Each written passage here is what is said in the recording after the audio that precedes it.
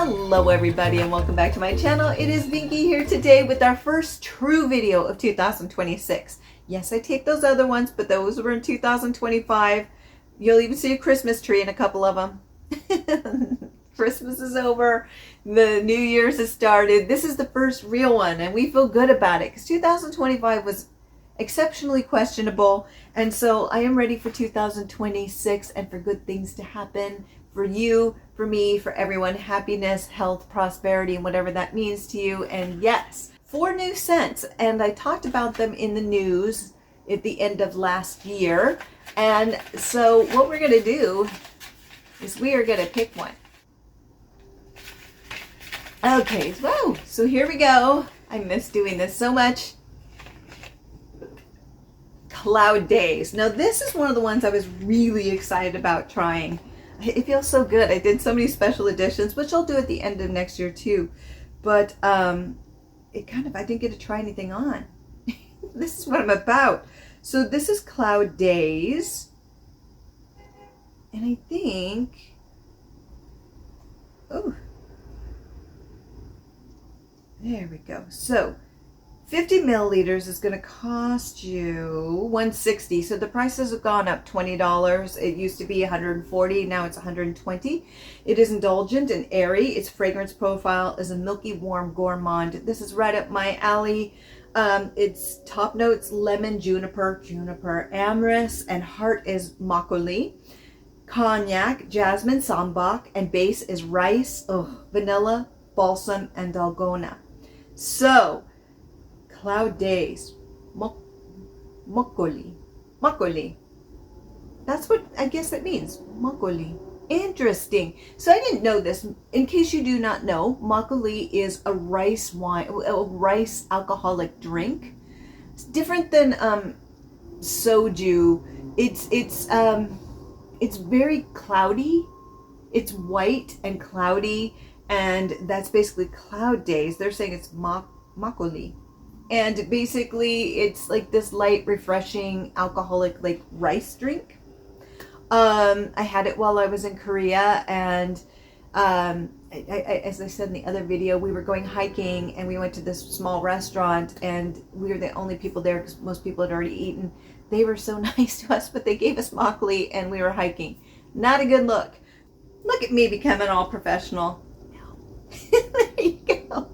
So here we are. We're going to do 2 here and 2 on here. Actually, I tend to put it here on the sleeve just because it's easier to smell, but it makes it look like I'm smelling my armpit. But here, anyway, 1, 2, 1, 1, 2. It was kind of a half. And then we're going to put one here. Ooh. Okay, it did hit it. Ooh. Oh. Oh. Oh. Oh, okay. I love this one. I'm just going to say it. It reminds me of something. I know what it reminds me of. Okay, I'll get to that. It's not quite that, but I can see. Okay, so what's coming through is this glorious sweetness. Like a gourmand. I'm going to buy this, I think. I know. Everybody's like, calm down. You just started. This is glorious. This is a binky scent in every way which possible. It's just glorious. So let's get to it. There's a sweetness to it. I thought the makgeolli would really do some strange things with this because it's a liquor accord. I think it also has cognac in it, they said. I'll have to double check. I'm not really getting those liquor notes, but we're dealing mostly with the top notes right now. What's happening is there's this sweetness. It's completely enveloping me in sweetness. But what's interesting is there's this slight lemon on top of it. The slight lemon that's cutting through this beautiful sweetness. It's so comforting. Oh, wow, this is... I don't think this could take out my hazy blue though. I'm sorry, I'm obsessed with hazy blue from Elorea. That is like one of my favorite perfumes of all time. And ooh, it's different because this is a gourmand. That's atmospheric. But this is just a completely different scent profiles. I don't even know what to say. I'm so enchanted by this. I know, you're just going to get a whole video of me going, ooh, which is boring. So basically what I'm getting is this beautiful, I'm not really getting the juniper like you would. Like, I love juniper bombs. The juniper is very refined. So you're getting that vanilla. You're getting this, it is milky and warm. But you also get the milkiness. And I think part of that is from the rice, and part of that is from the makgeolli. And oh, it's so good. And then you get this like slight, usually I do the psht when a citrus cuts through. That's my thing. I know. But it's more of a,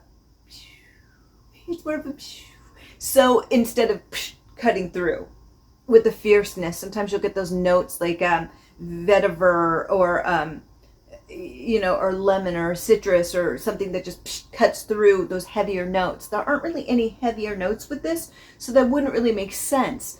But it just kind of lightly slices through it, like, and it's just beautiful. It just complements it. Now, usually with Elorea, I think of it in 3 steps. There's that base note, which really grounds it, and then the middle, which keeps it where, I don't know, it's just in the middle, and then you have something floaty.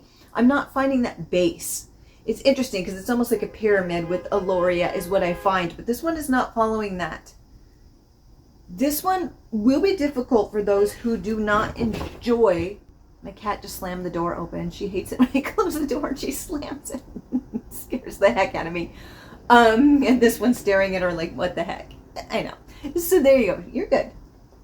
Hi. They're both here. So, hi. So basically, this video is a mess. So basically,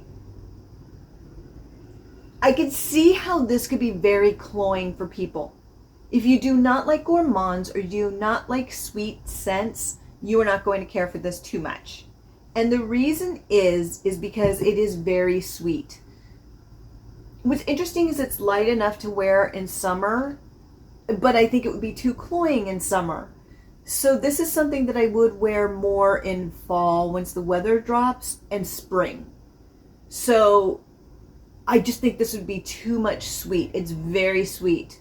Too much. It's a refined sweet, and it's a very comforting sweet, and it's a very milky. It has a milkiness to it. But that being said,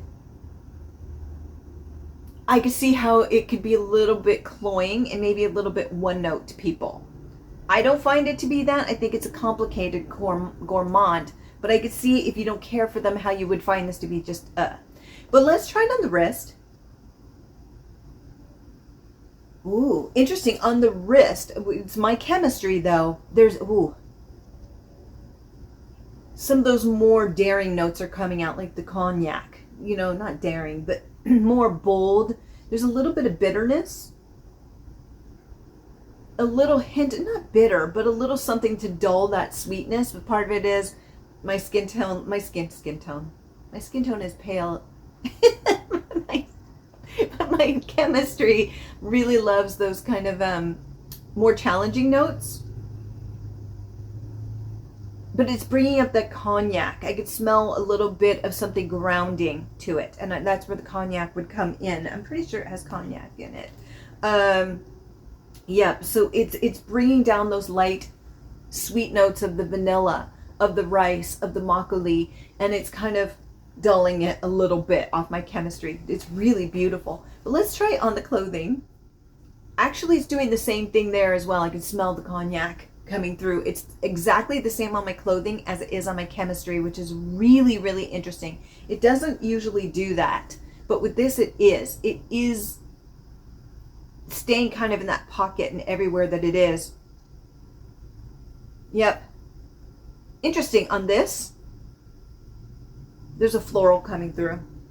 There's a floral coming through with that sweetness. That's why I don't always trust these though, because it sometimes behaves very differently on clothing and definitely on chemistry. So sometimes with these I enjoy these, but I'm like, oh, it smells so good. And then you try it on your clothing and your skin and it's completely different. Yeah, completely different. So you do get that floral coming through. So if you were looking for a gourmand from Elorea, we just found it. So what I'm going to do is I'm going to come back in an hour because this is really long already. but hopefully I'll cut it down to be better so I don't ramble so much. But this is really good, but I don't know how much it is going to change. But we are going to find out. I'll check back in an hour and we'll discuss it. Okay, everyone. So it has been an hour and I can still smell this beautiful perfume. This is gorgeous. This is totally a Binky scent. We are opening the real 2026 with the first real made video of 2026 on a really high note. This one is delicious. So very much a gourmand. It has not changed very much. It has stayed exactly what it advertised itself as, which was cloudy and milky and gourmand. And it is most definitely a milky gourmand. Now what's interesting is it says that it opens up with juniper. I love juniper. It's one of my favorite notes. Oh, I love it. Didn't know it, but I do now, until last year. But usually I love those gourmands. I love vanilla, sandalwood, tonka. Love that. I know. Exciting. And then I really love, I can't even think right now. Juniper. Thank you. Whew, 2 hours sleep. Love juniper. The thing is, it says it was in the top notes and I never really fully got it through, which is interesting. I never really got it. Yeah, I'm not really getting it. And I don't know why. There definitely is a sweetness, but juniper has a very specific scent to it, but I just never really got it coming through. Immediately I got that rice, the makgeolli, the caramel. I'm also getting a hint of musk, but it doesn't have musk in it. But that could just be the way that something's pulling on my skin. Everything pulls like musk. So there you go. Let's try it on here. That's interesting. Very interesting. Let's try it on the clothing. It smells exactly like it does here. On here. The only difference is that a musk smell is coming through. And that's my skin.